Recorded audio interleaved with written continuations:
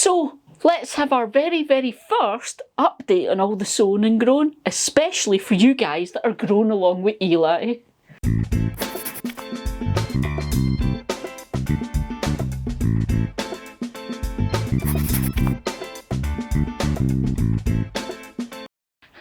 Okay then, yesterday I went out and I checked on everything for you guys so I can tell you how the sunflowers and peas are doing, and I'll give you a wee update on the peppers and tomatoes. And yesterday I got pricking out and potting on, so there's a hint for how things are doing then. Firstly then, let's just have a wee look at how full the greenhouse is starting to get, and we've only just started the growing. I'm getting slightly nervous. So let's have a look. This is going to be a bit exciting for all you new guys that have joined us, because you haven't seen us doing these types of videos yet. Right, the first thing we planted, or the first thing we sowed this year, was actually tomatoes and peppers, which is so unusual for us because here in Scotland, you cannot put them out into your greenhouse until easily end of April, May going onwards. And you'll actually see that if you watch any of our old videos, you'll be able to see that usually I'm only sowing tomato seeds kind of now and the next couple of weeks-ish, depending on the weather. So this year is a very unusual year, okay? I'm just saying that for anyone who doesn't normally know this and thinks they can sow tomatoes, now copying me. If you're in our kind of climate, it's not ideal. But I also am going to contradict that because, as you can see, I've got a big tray of tomato plants sitting beside me in the greenhouse. Because the other exciting thing, I got power installed in my greenhouse a couple of weeks ago, so I can have heating in here during the night. So I've got my tomato plants in the greenhouse. But I will talk to you guys about that in a video. I just have to decide how. Let me talk to you about this then. So this year, I'm not growing my usual varieties of tomatoes. This year, I'm specifically growing the types that a lot of new gardeners grow, so that you guys can see what I'm doing and anything I'm experiencing. And then you'll know what's happening in your gardens, greenhouses, whatever. So I've got 3 varieties going. I have got, let me see, what have I got here that I can show you? I have got Gardener's Delight. This is a red small tomato that is incredibly popular with new growers. And as you can see, remember I said this is unusual, so don't panic. Your tomatoes, if you've sown them, are probably that size. They're probably still tiny little seedlings, okay? Don't worry, this is unusual. This is because I sowed my tomato seeds back in January and I grew them on a heat mat under a grow lamp in the house, okay? So I've got months and months ahead of you guys, so do not worry. But as you can see, starting to get quite tall. I've got the very beginnings of little buds on there now. And it's looking great. And I'm going to draw your attention to these little bits in here.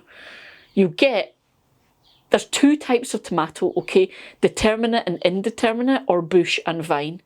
These are indeterminate or vine tomatoes, which means they will grow very, very, very tall and keep growing until you cut the growing tip out. But you grow them as this one stem of a plant, okay? Hence why they get called vine. So what we need to do is, these little bits that grow between the stem and the leaf are called suckers, and that will make a new stem. So on these types of tomatoes, we will pinch them out. We don't want them, okay?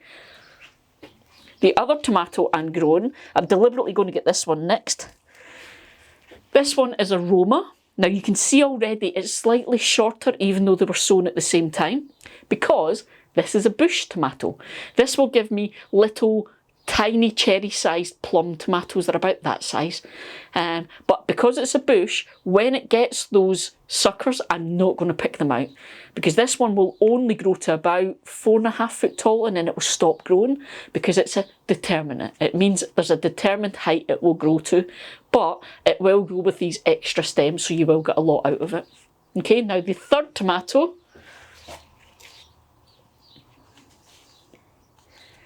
is this one. Okay, this is another favourite for new growers. It's Sun Gold. Apparently has the most amazing flavour, so we'll see how that goes. But that is another indeterminate or vine tomato. So again, I'll be picking out all these little suckers. You can see a few of these now have little flowers. But here's the thing, these aren't mine. These are the spares because mine are already planted up in my quad grows. You guys are getting all the weird camera angles today. I've already got my tomatoes planted up in my quad grows, okay? Now, first thing, again, I can only do this because I've got heating in the greenhouse overnight. Tomatoes need roughly, at a minimum, 13 and a half, 14 Celsius overnight and 15 plus during the day to just get by, okay? They actually prefer it to be 20 and above, sort of between 20 and 25 is their perfect, but it means for the moment they'll cope with that, okay? So these are my tomatoes, those are my spares which I will just donate to somebody locally. Right. Looking awesome. I'm really happy with the tomatoes. They're starting to set flowers, which is fabby. But let me show you the peppers to show you the difference between peppers that were grown, well, peppers that were sown at the end of January, the same as the tomatoes, and see the difference in size. So with the joy of another weird camera angle, these are the peppers. So these are King of the North peppers, which apparently are bred specifically to cope with a much cooler climate because peppers like it hot. Okay. Oh, also peppers. When someone from the UK says peppers, they mean sweet peppers or bell peppers. Chili peppers we actually call chilies. So when we say peppers, that's what we're meaning. If we're wanting to talk about chili peppers, we'll say chilies. So, back to the video. These little guys were sown at the end of January on the exact same date as the tomatoes. They were grown on the same heat mat and under the same grow lights. So, there is the difference in size. Pepper, tomato, just look at the difference. They're a much slower grown plant than a tomato. Tomatoes are fast, which is why I keep warning you guys about when to sow your seeds and how many seeds to sow, because tomatoes will take over your greenhouse very quickly. This is a 6 foot by 8 foot greenhouse, and I can only grow maybe 13, 14 tomatoes maximum if it's the only thing I'm growing in here. So I actually only grow 4 tomato plants and they take up that wall. And on this wall, I grow 4 pepper plants and they will take up that wall. So you can see you have to think about the plants and the size of the plant when you're sowing up and you're deciding what you're going to grow. So all those people that are telling me online that you've got 40 plus tomatoes, I can't wait to see how you cope with this. But yeah. So these guys aren't in the quad grow yet because I need the space. They'll be going in the quad grow soon. And when I do that, I'm going to talk to you guys about the quad grow system and I'm going to talk to you about alternatives because I know a lot of you guys have bought quad grows and the guys are struggling to meet the demand and the deliveries because of the current climate. So I'm going to talk to you about a much cheaper DIY alternative that you can do. Right, okay, do you want peas and sunflowers now? Okay then, for the peas and sunflowers, as I said, I actually came out and did a little bit of work on them yesterday, okay? So I'm going to cut in some of yesterday's footage for you guys to see. So what we did then, we have a variety of growing methods outdoors and we have our usual growing methods in the greenhouse so that we could compare and see how that went, okay? So in the bed outside, we have sown peas under a cloche and we have also sown peas here in the greenhouse and we wanted to compare because I know they do really well in the greenhouse but I wanted to see, you know, the packet said I could sow them outdoors in March, so I wanted to see was that true, but I gave them that little cloche just as a bit of protection. So if you guys are growing peas along with us, let's have a look. So the first one then, the peas that we put in the cloche. So the peas here were sown directly into the ground in the bed and the cloche over the top. The idea, the cloche helps protect them from any of the harshness, like if we get frosts and snows and things, and it means that ground's just a wee bit warmer. So what have we got? Ooh, exciting. I can see there are 3 pea shoots. Okay, so 3, that's cool. So a bit of a difference then. Only 1, 2, 3, only 4 peas haven't germinated in here. Everything else is not only germinated, but an awful lot bigger than the stuff that's going on out in the bed. Which, like I said, is to be expected because it's much, much colder out there.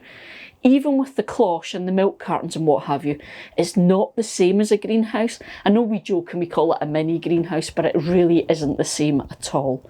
What that does is protect it. In here, we're creating a much more consistent environment where it gets very, very warm during the day and it doesn't drop too much at night. So, hence why the peas are doing an awful lot better. My whole conundrum now is at some point I'm going to have to plant these out because, I don't know if you can see, but there's little tendrils coming up already. So these are going to want to go out and start climbing soon. Means I have to make a decision of when it's okay to put them out. Maybe in another couple of weeks, we'll see. But you'll come along on a journey with me. And the sunflowers then. So again, we've got 3 varieties of sunflower grown this year, and we've sown all 3 in the bed in milk jugs using the winter sowing method that folk in the States love. Again, the idea is it gives a little bit of protection.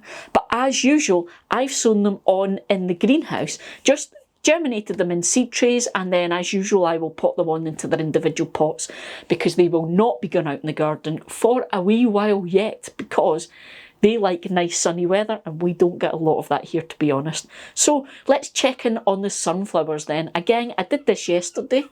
Right, this is the evening sunflowers. This is the traditional big sunflowers. So there should be 3 in here. There were 3 seeds. Nothing's germinated. This one is Solar Flash, so it's one of the 2 little dwarf plants. Nope, again there's nothing in there. Little Leo, one of the little dwarf sunflowers. We've got 2 in there. So both have germinated, so that's awesome. Okay, to the greenhouse and let's compare. Okay, sunflowers. Right, so the first one then in the bed was Evening Sun, and that was the traditional big, tall, proper sunflowers. Now, there is an added element to this one in that I've been growing them for a few years and those are old seeds, okay? So if things didn't germinate, I wasn't going to be surprised. But I've got 2 germinated in here, so that's these 2. This one obviously came up a lot sooner. This one's a little bit smaller. But that's cool, they came up, okay? And the next ones were Solar Flash. Those ones have all germinated. Look at this. You can see again, different stages because they came up at different times, but they've not only all germinated, they've all got their second leaves on them. And Little Leo was the third one, and this bit here is Little Leo.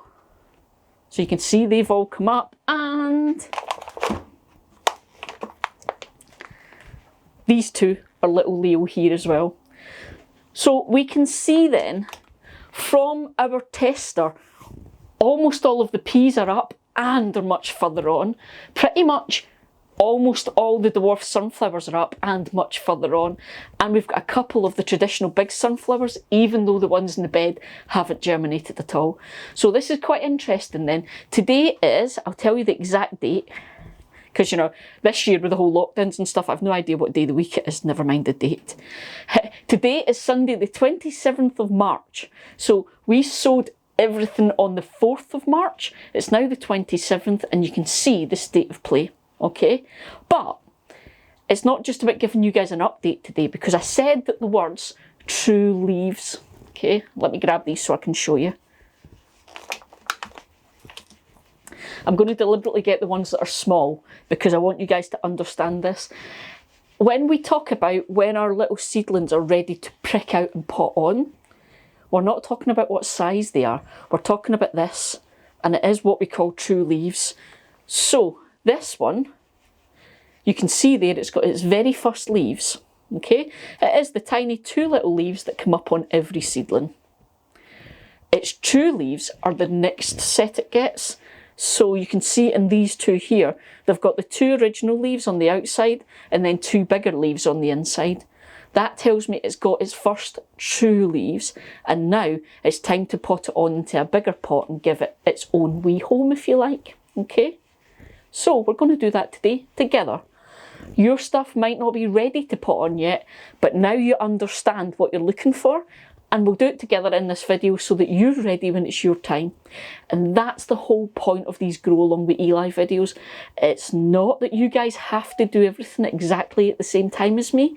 It's that I can give you little knowledge, little nuggets of knowledge and understanding, so you know when it's right to do things in your garden. Because you guys know I'm always telling you, don't copy what other people do. Don't just do things because the books tell you. Even if it's Jim McCall or Monty Don, you don't just copy them, okay? You need to take that knowledge they have and apply it to your situation. That's true learning, not just copying by rote, but understanding how to apply it. So that's the purpose of these videos. So I'm going to prick out and pot on. Some of you guys might be doing it this weekend with me. Others might have to wait, but you'll know when it's time to do yours. So let's go. Right, so what I need to do then, first things first, I need to get my pots with some damp compost in them, which is why I've got this tray here, because I use that to get everything all nice and watered.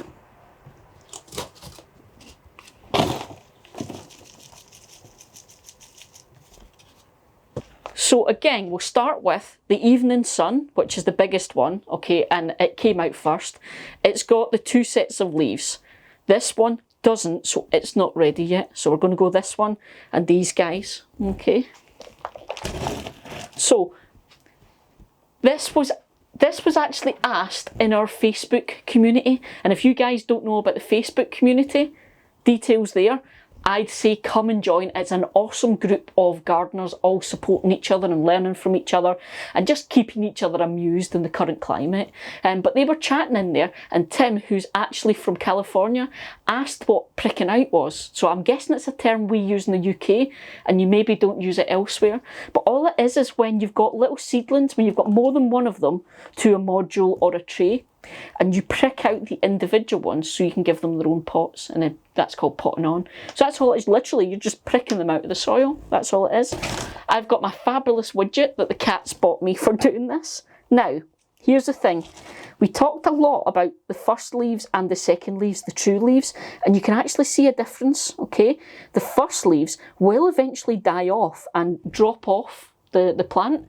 They were just the seedling's first little leaves getting going to get it some energy. So we never handle a little seedling by the stem, okay? Because if you damage the stem or the roots or the true leaves, you could actually basically ruin that plant and lose it. So what we do is we always handle it by those first leaves, because if they get damaged, it's probably going to be okay. The plant is still growing and producing new leaves. So by the first ones, so that's the very bottom ones. Okay, so now we've got our little pot. Another awesome tool the cats bought me is my dibber. But again, a dibber is just something you use to make a hole. Could be your finger, could be a pencil. And you make a hole and make sure it is big enough for that root ball. Okay, and then just place it in. Okay. Now, with a little seedling, you don't want to be pressing too hard. So what you do is you tap down, because if you press really hard like you do with a bigger plant, you risk actually damaging the seedling's roots and its stem and stuff. But that is our first little Evening Sun. Always remember, label, label, label. Because trust me, you'll get mixed up otherwise. So that's our first one. So I'm going to go on and get some of these done, and I will catch you on the flip side, and I'll give you an update on everything else. Like the carrots. Carrots are doing awesome. About a week and a half after the last update I gave you, they just sprung to life, so they're now much, much more recognisable as carrots. As you can see, they're looking quite good and healthy. Ronald Shaw from Ronald Shaw's Car Park Growing Area told me that I should have carrots by the end of April. Right at this minute, Ronald, I think you're a liar. But I think I might have baby carrots relatively soon. I hope so, because I'm struggling for space in the greenhouse and I need these guys out of here. So fingers crossed. Because I did all that work for you guys yesterday, I'm now surrounded by seedlings.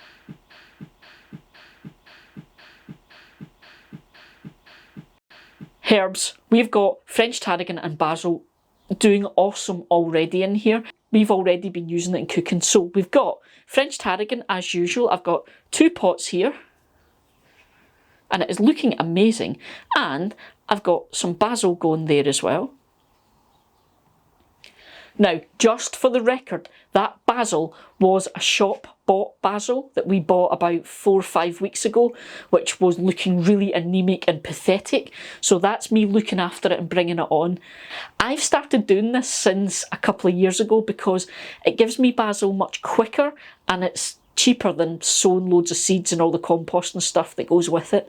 If you want to give this a try though, there is a knack to keeping shop-bought herbs alive because they don't sow them and grow them to deliberately give you good plants. So I'll post the link up on the left as normal. I've got 2 videos about looking after shop-bought herbs and specifically the basil. Go and have a watch, I recommend it. But yeah, it's looking absolutely fantastic. Really chuffed. Okay, also, I've got, what else might be exciting for you? The beetroot. I don't really need to go in with the GoPro for this, is it? You can see it on camera. But, and on this side is all the sunflowers I just showed you that were all pricked out. Also, remember I took the little salvia cuttings? Well, we said at the time it wasn't really the time to be doing it. You want to be doing this kind of April, May time. 2 of them have survived. Hurrah! And also, this is my big self-watering tray at the back. Again, it's featured in a couple of videos now, so I'll tag them up on the left. But in here, I've got little tiny saxifrage. Never grown these before. This is the first time. We're hoping to grow these on for our rockery out front, but we'll see how we go. As always, marigolds. You guys know that we did really well with these the last couple of years. They are marigolds are great for deterring pests because they stink, basically. It's like old lady perfume, it's too much. And this is another first for us this year. I'm quite excited about this. This is calendula. So, never grown these before and I'm actually really, really excited. So as you can see, I have got multiple growing systems going on in here this year. I've got my quad grows, I've got my chili grow, and I've got my big self-watering tray, and I've got another couple of smaller versions. So I will talk about all of this. I'm going to do a video about all the different self-watering systems, just to try and help you guys out, because you don't need to go and spend a fortune on the fancy quad grows and chili grows and things. I did that way back when I was new, and if I had the knowledge then that I have now, I wouldn't have spent that money. I would have made my own systems. So I will take you through all of that. But that is us and our update for our sowing and growing along with Eli, part 1. We'll have another one soon. Okay, guys. See ya!